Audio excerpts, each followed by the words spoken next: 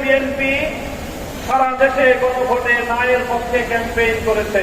উপরে এক কথা, তলে তলে আরেক কথা বলে। এক হলো মুনাফিকের রাজনীতি, আর এক হলো সুবিধাবাদের রাজনীতি।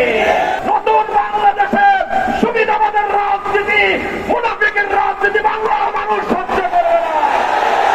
70% জনগণের বিপক্ষে গিয়ে দেশের ক্ষমতার মস্তদে টিকতে পারবেন না। একটা গল্প শুনেছি আমরা, গ্রাম বাংলার একজন মা, সে তার নিজের ছেলে এবং নিজের মেয়ের জামাতা সম্পর্কে মন্তব্য করতে গিয়ে বলেন, আমার ছেলেটা খুব খারাপ, শুধু শাশুড়ির কথা বলে, আর আমার মেয়ের জামাইটা খুব ভালো, কারণ সে শুধু আমার কথা কথা শুনলে মেয়ের জামাই ভালো, আর কথা না শুনলে নিজের ছেলেও খারাপ। আজকে বিএনপির হয়েছে সেই সুবিধাবাদের রোগ। অন্তর্বর্তীকালীন সরকার প্রবর্তিত অধ্যাদেশগুলোর মধ্যে যেগুলো ক্ষমতাকে বৃদ্ধি করে সরকারের এবং সরকারের আরো নিয়ন্ত্রণ প্রতিষ্ঠা করতে সহায়তা করে, সেই সকল অধ্যাদেশগুলো বিএনপির খুব পছন্দ। আর যে সকল অধ্যাদেশগুলো, যে সকল প্রস্তাবনাগুলো জাতির কাছে জবাবদিহিতায় বাধ্য করে, সেগুলো তাদের কাছে খুব অপছন্দ।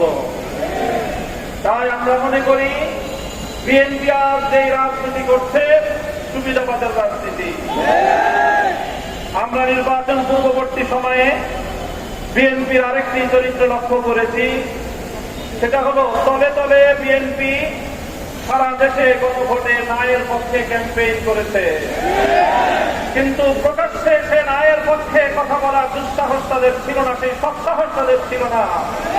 এই জন্য লক্ষ জনতার সামনে বিএনপি প্রধান জনাব তারেক রহমান সাহেব গণভোটে হায়ের পক্ষে তিনি ক্যাম্পেইন করতে বাধ্য হয়েছেন। আমি জিজ্ঞাসা করি, উপরে এক কথা, তলে তলে আরেক কথা বলে, এটাকে আমাদের দেশে কি বলে? কি বলা হয়? বিএনপির রাজনীতির দুই বুনিয়াদ, দুটি নীতি জাতির সামনে স্পষ্ট। এক হলো মুনাফিকের রাজনীতি, আর এক হলো সুবিধাবাদের রাজনীতি। মনে রাখবেন, জুলাই বিপ্লবের রক্তের উপর প্রতিষ্ঠিত নতুন বাংলাদেশের সুবিধাবাদের রাজনীতি, মুনাফিকের রাজনীতি বাংলার মানুষ সহ্য করবে না। জনগণের পক্ষে, দেশের পক্ষে আপনারা যদি অবস্থান গ্রহণ করতে ব্যর্থ হন, দেশের জনগণের ম্যান্ডেটকে যদি আপনারা মিথ্যাঙ্গুলি প্রদর্শন করেন, বারবার বলছি, এদেশের জনগণের কোন রায়কে যদি হাইকোর্ট দেখান, এদেশের জনগণ রাজপথে আপনাদেরকে মোকাবেলা করবে ইনশাআল্লাহ। 70% জনগণের বিপক্ষে গিয়ে দেশের ক্ষমতার মস্তদে টিকতে পারবেন না। শহীদ জিয়াউর রহমান, বেগম খালেদা জিয়ার সন্তান, কান খাড়া করে শুনে রাখেন, জনতার বিরুদ্ধে গিয়ে এম হাসান আজিজ মার্কা নির্বাচন করার চেষ্টা করলে পরিণাম শুধু আপনারাই পূর্বেন তা নয়, আপনাদের অপকর্মের কারণে দেশপ্রেমিক রাজনৈতিক সংগঠনগুলোর নেতা কর্মীরা 28শে আগস্ট কিভাবে রক্ত দিয়েছে ঢাকার রাজপথে বাংলার মানুষ সে কথা ভুলে যায় না।